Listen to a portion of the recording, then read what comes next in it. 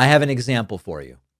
Sean Spicer is unquestionably a long-term devotee of Donald Trump. Briefly, his press secretary, communications director during the first term, big Trump booster. And he is now proof of how this simply isn't working even for Donald Trump's own side. Something weird is happening right now. After the killing of Alex Pretti, the 37-year-old ICU nurse in Minneapolis, there are people in MAGA world who are starting to turn on Trump. And when your own loyalists, your cult followers, when they break ranks on your signature issue, this is Trump's signature issue, immigration deportation, you've got to start considering that you might have screwed up.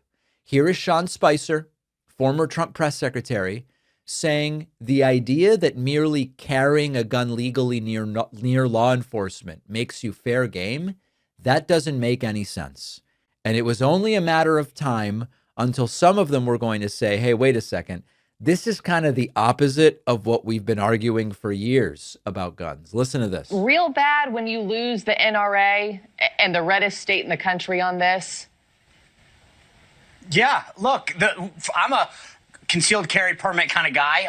I'm a huge defender of the Second Amendment. We've been talking about the ability for Americans to protect themselves for decades on the right. So to say that if you show up somewhere with an armed, that you're somehow vulnerable to getting attacked or approached is absolutely antithetical to everything that conservatives have stood for decades. So I think the NRA is right on this. Governor Stitt was right on this. But you're seeing this is a right winger saying, wait a second, you don't just lose your rights to a gun. You don't just lose your rights because you're carrying a gun. And this is the problem for Donald Trump, because a lot of the people in his administration, Kash Patel and Pam Bondi and others, have shifted into this, well, Alex Pretti was armed at the end of the day. What do you expect? But that is the opposite of right-wing ideology. And by the way, no matter what my opinion is about guns, it's also not what the law says. For years, these right-wingers have said carrying a gun is a constitutional right. Merely having it can't be used as evidence of anything. It's not justification for detention. It's not justification for anything. The government should not infringe on that right.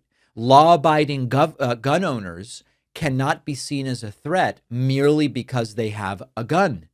And now they're saying, of course, the government killed this legally armed citizen. He showed up to a protest with a gun. What do you expect? And so some right wingers are realizing that this logic cuts both ways, and it gets even worse. Here is Caroline Levitt asked, does the president believe that the killing of Pretti was a mistake?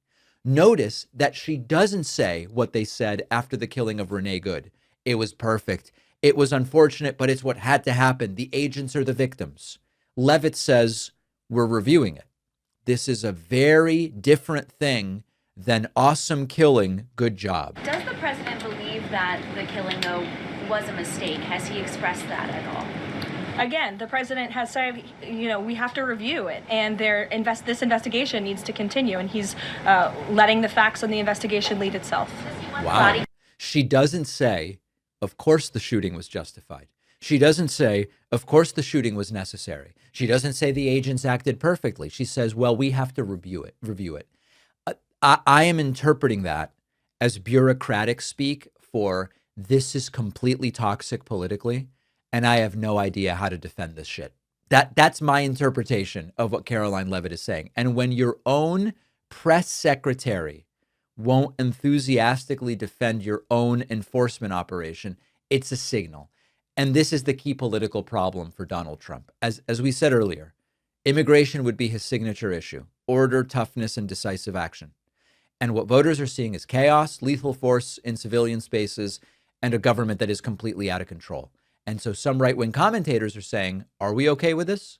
Right-wing commentators are saying, legally carrying a gun as a justification to be shot, that's not sounding so good. And it is not a left-wing critique. It's a right-wing identity crisis. We've been the gun people for a long time. White guy with a legal gun deserves to be killed. I don't know about that. And Caroline Levitt's point is very short of this was totally cool and very awesome. Let me know what you think they will eventually come up with on this shooting. Leave a comment wherever. or send me an email, info@davidpakman.com. Thanks for watching. Check out another one of our videos and make sure to subscribe so YouTube keeps our content in your feed. And if you prefer audio, subscribe to the podcast on Spotify or Apple.